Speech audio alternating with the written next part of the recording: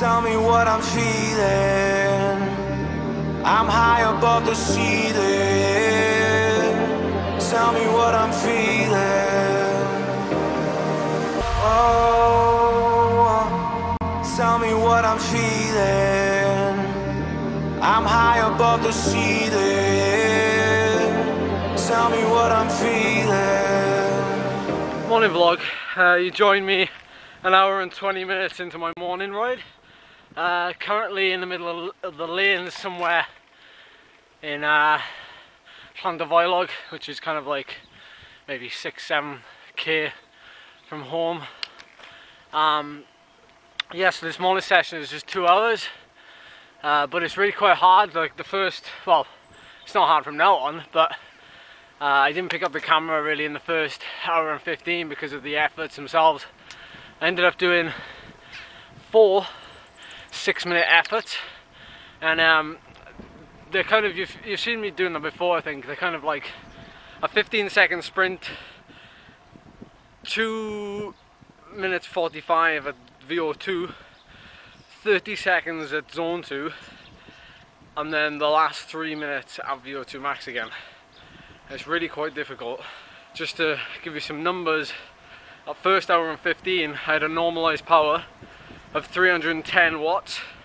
Now for someone my size that's quite intense.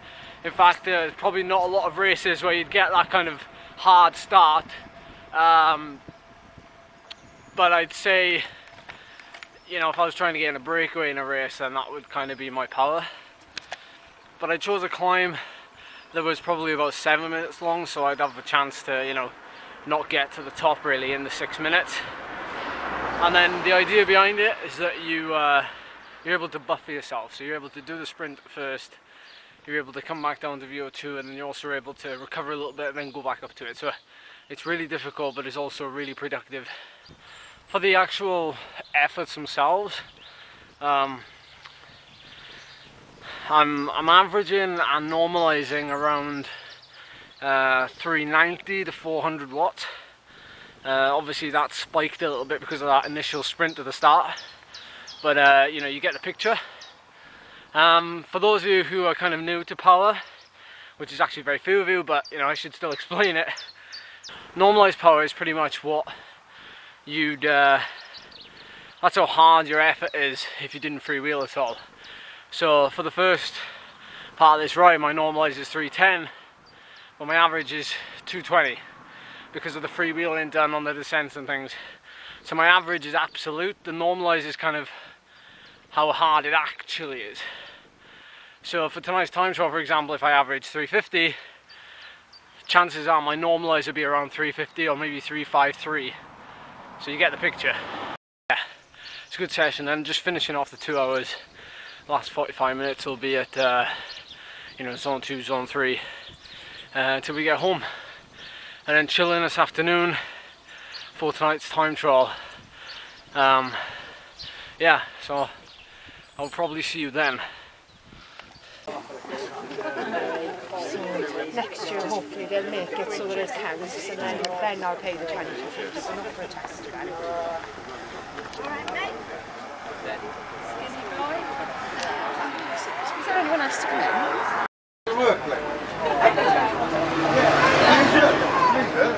I'll see you in a few weeks, because, like I said, back up and down. What's up? Where's Phil Tucker? Oh, there it is. Thank you. For God's sake. Oh, thank you. I was thinking you haven't got homes to go to. Yes. Right, before I read our times out, our jobs tonight will be very difficult. A number of rides not calling the numbers out as they finished. Especially when it's 4 of you coming very close together, makes our job very difficult. So, from the top, quickest tonight, the 32.22, Ed. Oh. Ed. Second, Phil, close, 32.42. And third, David, 35.03. First lady tonight, Katie, 41.41.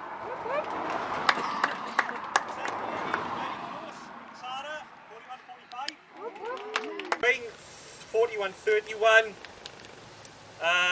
Peter Davis, 40.15. Alan, Morgan 42.47. Oh, I'm well and truly blown. Well and truly blown. Apologies for the light. This is like the second week in a row that I've done the time trial, and I've kind of messed up my my timings. Not only have I not got a light on my bike, it's getting dark. Thankfully though, I am able to ride home on the cycle path, which takes me directly home, literally 3 minutes away from my house. I could jump back on the main road. But check this out for a view to ride home with.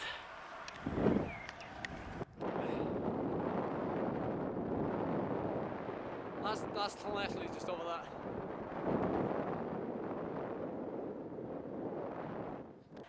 Because I've blown, it means I've pretty much paced it bang on, and I'm really happy with the way I've ridden tonight. Not only did I take the win, which kind of doesn't really mean anything, I was really happy the way I was able to finish off that effort. You know, riding the last kind of 5 minutes and ramping it up to, you know, kind of 400, and then finishing off at like 430 for the last minute and a half. You know, finishing strong is the main thing, and you know, just riding home now, just half an hour, just to spin the legs, get the lactic acid out of the legs. Also acts as a little bit of an extra bit of, I guess, fasted riding, because I still haven't eaten since kind of an hour before the event. I had a Twix, believe it or not. So just preparing myself now for tomorrow's ride, and just allow yourself that bit of downtime, that bit of relaxing, to spin the legs and get back. And you know, just excuse me if I'm talking a lot of rubbish right now, because I'm literally off my head without any food. It's weird. I have literally blown, and I'm talking nonsense. So it'll be fun watching this video back and seeing what I look like, hearing what I look like, because you can't even see me, it's that dark. Alright, that's enough of me talking rubbish. If you want to see my actual performance, head over to Strava. It's all there. Give me a thumbs up on Strava. Also give this video a thumbs up for my awesome effort. Oh, get me home. Oh, tell me what I'm feeling. I'm high above the ceiling. Tell me what I'm feeling.